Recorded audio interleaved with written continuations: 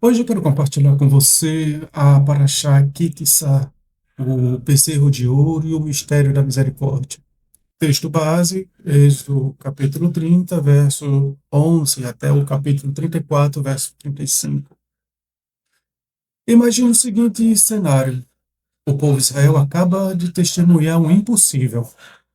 O mar se abriu diante deles, o Egito ficou para trás, e no Monte Sinai eles viram e ouviram a própria voz de Deus.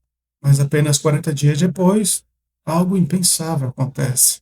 O mesmo povo que viu e ouviu os 10 mandamentos constrói um ídolo de ouro e começa a adorá-lo. Como foi possível?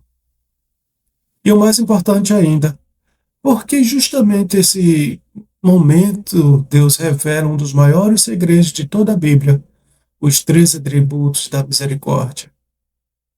Esta é a história da Parashá Kitissá, uma história sobre queda, intercessão e redenção. Shalom, sou Ben Davi Bentes e eu estou aqui para compartilhar com você um pouco do que tenho aprendido sobre a palavra de Deus. O contexto da Parashá. A Parashá começa com instruções importantes para Israel. Deus ordena um censo do povo, estabelece a contribuição para o tabernáculo e descreve elementos fundamentais do culto: bacia de bronze para purificação, óleo da unção e o incenso sagrado. Tudo isso aponta para uma realidade espiritual profunda. Deus deseja habitar no meio do povo. Mas logo em seguida a narrativa toma um rumo dramático. Enquanto Moisés permanece no Monte Sinai, recebendo as tábuas da lei, o povo começa a entrar em pânico. 40 dias se passam, então eles procurarão e eles dizem: levanta-te, faz-nos um Deus que vá diante de nós. Êxodo 32, verso 1. Arão recolhe o ouro do povo, derrete o metal e forma um bezerro de ouro. Então acontece algo chocante. O povo declara: este é o teu Deus, ó Israel, que te tirou da terra do Egito. Mesmo lugar onde Deus havia se revelado, o povo agora cria um ídolo. O significado do bezerro de ouro. Segundo muitos comentaristas bíblicos, o pecado do bezerro de ouro não foi apenas idolatria, foi algo ainda mais profundo. Foi uma tentativa humana de controlar o divino.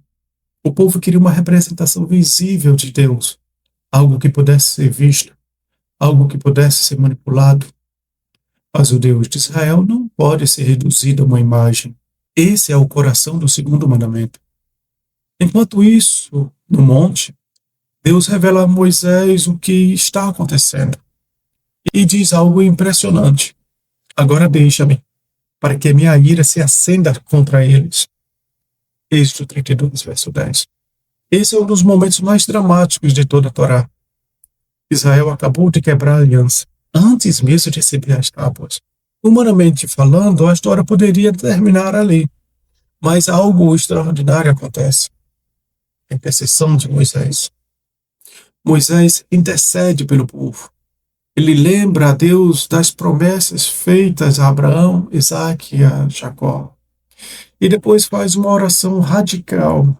Ele diz: perdoa o pecado deles, mas se não, risca-me do livro que escreveste. Êxodo 32, 32. Moisés se coloca entre Deus e o povo. Ele assume o papel de mediador. Esse momento revela o coração de um verdadeiro líder espiritual. Um líder que não abandona o povo na hora da queda. Quando Moisés desce do monte e vê o bezerro e a idolatria do povo, ele quebra as tábuas da aliança.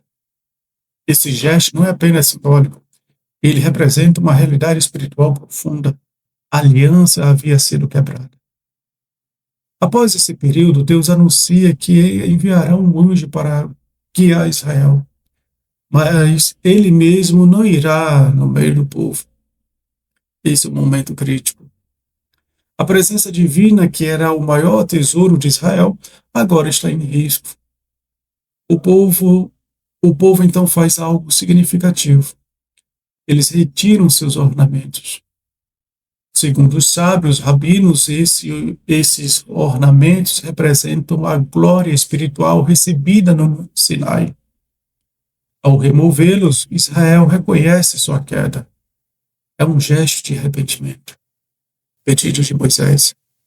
Moisés volta a falar com Deus e faz um dos pedidos mais profundos da Bíblia.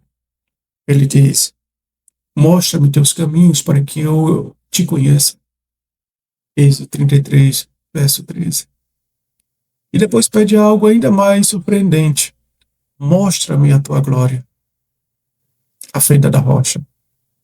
Deus responde dizendo: nenhum homem pode ver minha face.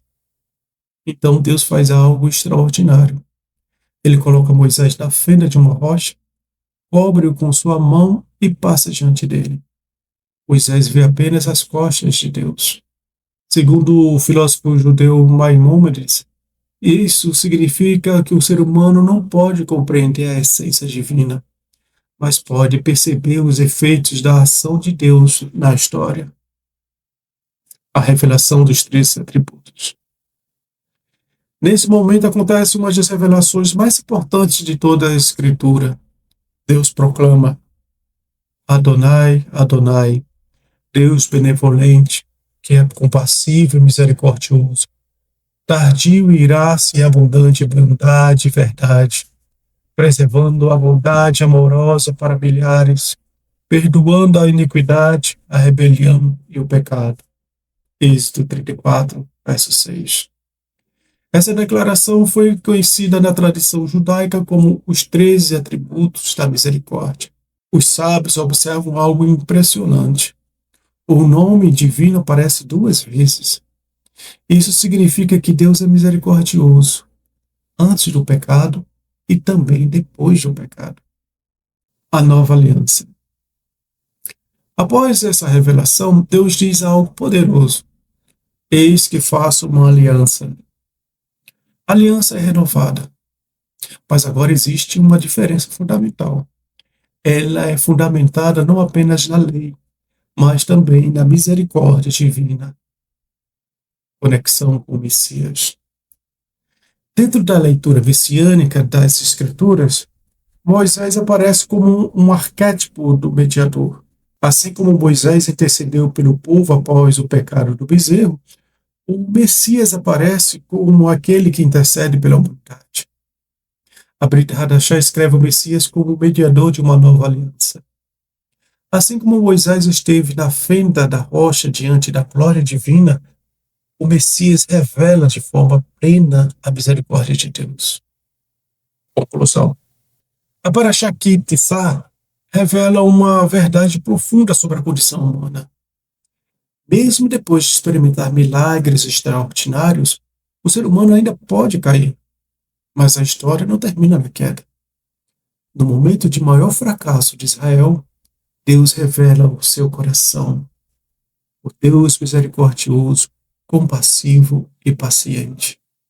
E essa revelação ecoa através das gerações, porque sempre existe um caminho de volta, o caminho chamado Teshuvá, o arrependimento, o retorno. Se esta mensagem lhe tocou de alguma forma, compartilhe. Deixe o seu like e até o próximo vídeo, com a ajuda do Eterno. Shalom.